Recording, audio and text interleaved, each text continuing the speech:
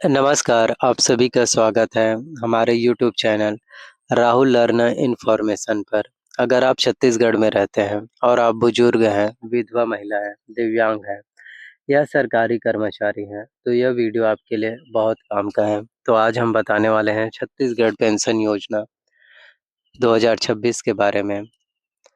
आज इस वीडियो में मैं आपको बताऊंगा छत्तीसगढ़ में कितने प्रकार की पेंशन योजनाएं हैं, कौन-कौन पात्र हैं, कितना पैसा मिलता है, कैसे आवेदन करें, ऑफलाइन और ऑनलाइन दोनों, ओपीएस, एनपीएस और यूपीएस में फ़र्क क्या है। तो वीडियो को अंत तक देखिए, बीच में मत छोड़िए क्योंकि हर ज़रूरी जानकारी आप सभी के लिए है।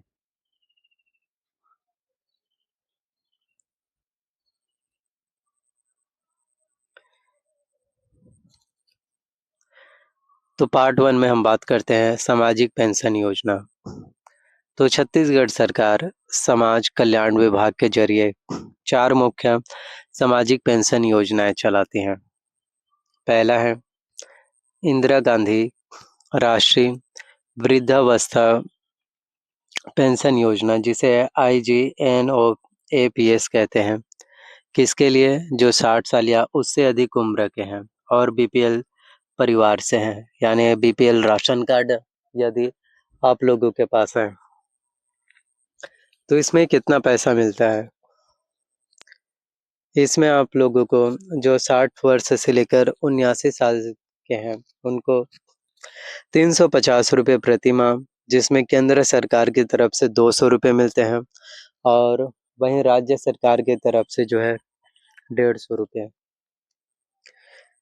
80 साल या उसके ऊपर हैं, उनको 650 रुपये प्रति माह, केंद्र सरकार की तरफ से 500 रुपये, राज्य सरकार की तरफ से जो है 150 रुपये।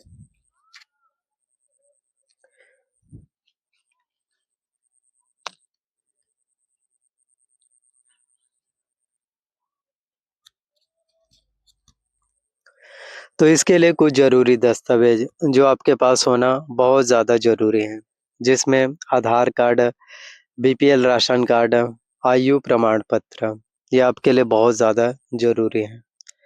फिर है पासबुक और पासपोर्ट साइज़ फ़ोटो।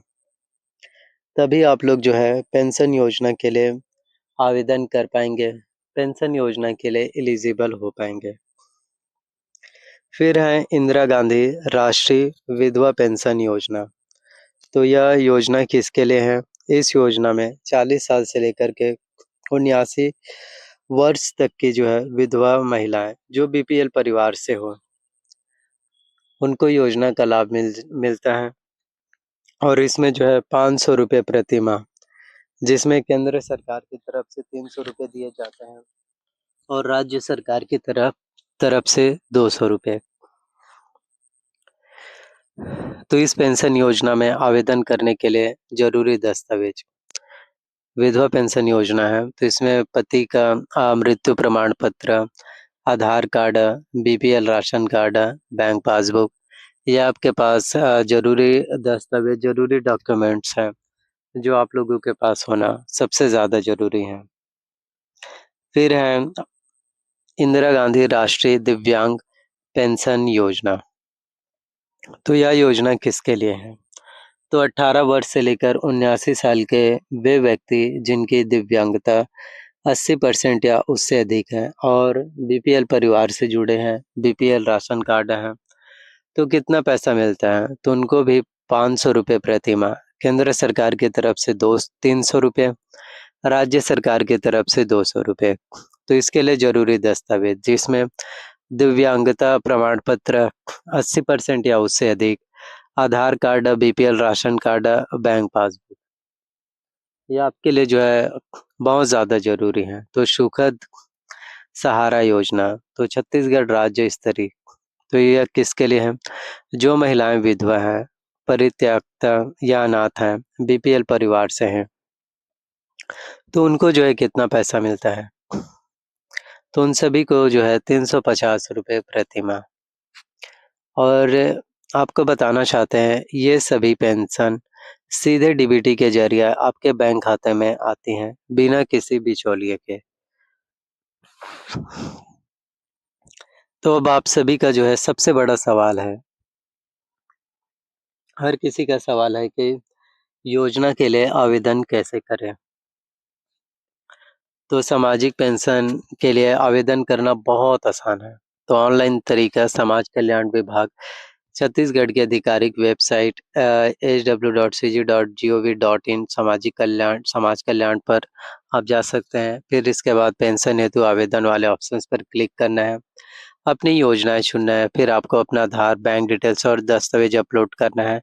आपको सबमिट कर देना है इसके बाद और रिसिप्ट जो है सेव करके रख लेना है। ये भी बहुत ज़्यादा काम आपके आने वाले हैं। फिर दूसरा ऑप्शंस है ऑफलाइन, तो अपने नज़दीकी ग्राम पंचायत या वार्ड कार्यालय या जनपद पंचायत में जाइए। वहाँ से आपको आवेदन फॉर्म लेना है, भरना है और दस्तावेज़ लगा कर के जमा करना है।